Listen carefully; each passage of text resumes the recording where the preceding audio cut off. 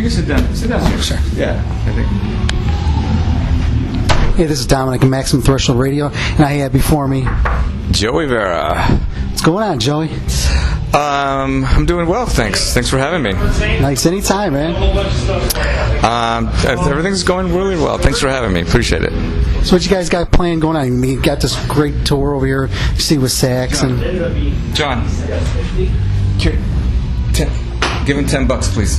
Sorry about that. No, that's all right. I'm sorry. Oh, that's all right. I was just talking about this tour with Sax and how's it going?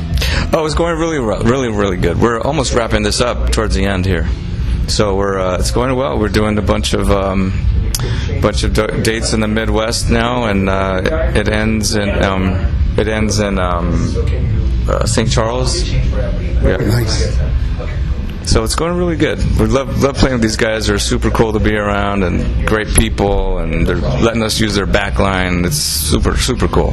How's the media take on the old Armored Saint getting together and doing more than just one-offs? It's been great. You know, we're getting really good responses on the record, and people love it. You know, getting good reviews and stuff. The fans are connecting with it, which is really nice to see. So it's been really cool. You know, we're going out and doing these shows, and we're playing. For the most part, we're playing 3 new songs from the new record. You know, we're proud of the record. We want to play some new songs, and the cool thing to see is that most people are singing all those songs, all the new songs. So it's been really good thing to see. Talk about the new one. How was, when you put this one together, what were you looking at doing? Were you looking to do anything different, or is it just like trying to stay in the same vein as like La Raza was?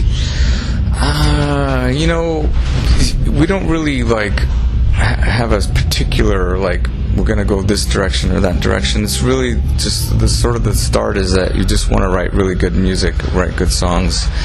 That's really the first thing we do.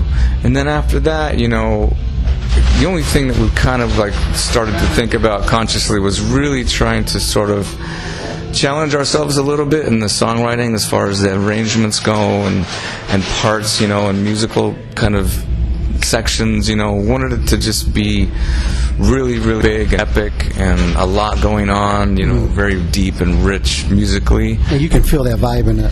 Yeah, well, that was the thing we did set out to do, you know, but we don't really say, you know, we're going to write you know, I don't know, this direction or that direction, you know. It just kind of comes naturally. Like I said, the bottom line is that we just want to write really good music that has really good melodies, a great showcase for John's voice, and you know, and then in the end we just try to keep it cohesive, you know, try to keep it all the songs in the relative ballpark, you know.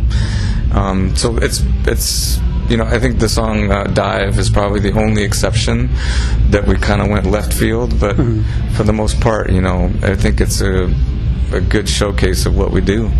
When you're thinking about when you're first putting this last one together, was there a theme that you had in mind that you want to do it? No theme. You know, we've never really been one of those bands that goes with a particular theme or a concept or anything. Yeah, we've never really done that. So it's just been, you know, like I said, let's just write great music with a great vibe. You know, it's gonna have power. It's gonna have all that because that's part of what we do. So, you know, yeah. The end result, it just is. It's kind of a snapshot of where we are right now. And all of our records have sort of been like that. They sort of represent where we are mentally at that time. So each one's slightly different in that respect. But yeah, that's really about it. I think for myself, being a fan of your guys' and just also listen to music all the time, you know, how you get to listen to other music and you not so much judge, but you want to get on the inside of it. You want to know the feeling of the music and where they're going with it. I think with this new one here, to me personally, I think this is the best one you guys have done because there's more, like I said, a cohesive feeling, the vibe is there, and just like you said, there's so much going on in it, and that's the cool things. Like when you're doing a breakdown and stuff like that, those are things that sucks me into it, and you're like, oh, where's it going? Why the hell are they going there? I like that when something's not planned and it just breaks out into nowhere. Yeah, I mean, those are the times when we want to take chances, and try to do something just a little bit different, and in the arrangements too. Really, it's like we get a little bit bored with verse, chorus, guitar solo, last chorus, end of song, So we try to think of creative ways to just make it all more interesting. And for us first, we have to be interested and satisfied with it first, So we kind of do it for ourselves, in the beginning, and for us. And hopefully, people come along for the ride. So after you were done with it, what was the thought when you guys all sat around to listen to it? Well, we were very excited about it. It was what we were set out to do, and everyone involved did a great job, from everybody in the band to all the engineers to Jay Rustin at the end mixing it. So it came out great. Was there anything you wanted to add to it that didn't make to it? No, I mean the record is it went as planned. We had all the songs were written for the record. There's a couple songs that we're writing along the way that maybe didn't make it, but that was just stylistically, and for the length of the record too, we wanted it to be not too long. Not a big fan of really long records, so it's plenty long enough. And it's got everything it needs to have in it. So nice. Yep. Just a couple more things here, and let you get going. How can people get a hold of your latest release? Well, it's available at Amazon. I mean, that's probably the easiest thing to describe. But you can go anywhere for information about us at armoredsaint.com. We just revamped the website, so you go to armoredsaint.com. We have a Facebook page. We can get info there. We're also on Twitter and Instagram, and you can also find us at metalblade.com.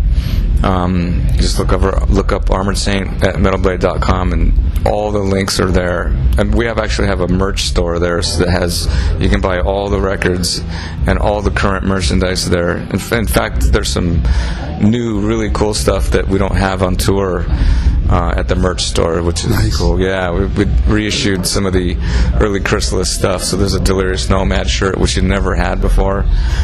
March of the Saint shirt and Raising Fear shirt and a bunch of other stuff. So it's really cool. So are there any talks about you writing a book? You mean a book about Armored Saint? About you and what you do, because you do so much stuff. Oh, a book about me? No.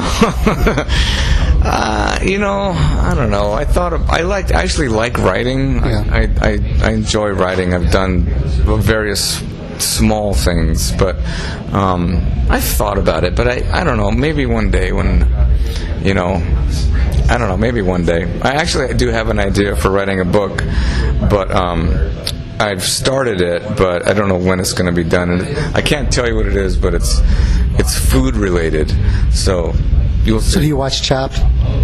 You know what? I'm not a huge TV watcher. It's funny you mentioned Chopped, because not until recently did I start watching Chopped. So I'm aware of the show. I've seen it.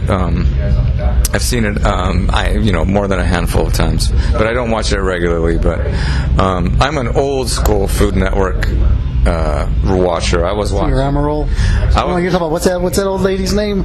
Oh well, there was two fat ladies. Yeah. The original one from the UK, and I watched Emerald when he had a little tiny show that was way before when he blew up. Two Hot Tamales. I mean, I'm going way back. Bobby Flay's first show. I forget what it was called now, but anyway, I'm old school Food Network. So at this point, I don't even watch Food Network anymore. It's just like reality television. Oh yeah. So I don't even watch it anymore. But they had been putting rockers on there on Chopped. Yeah, I saw. Alita Ford on there. Alita Ford and Dweezil, and that was a pretty cool one. I mean, it's funny to see that, because you try to put yourself in that situation. Like, what the hell would I make with spam popsicles and rutabagas? I have no idea. I always thought if I were to do that, I would always go in with a game plan, make one thing, no matter what it is. This is what I'm going to make. If I'm going to make like fettuccine Alfredo, no matter what it is, I'm making Alfredo sauce. Right. I'm throwing whatever they get me into it. Right. That's right. I guess you have to rely on those chops, That's it. Yeah, so that's the extent of my book writing.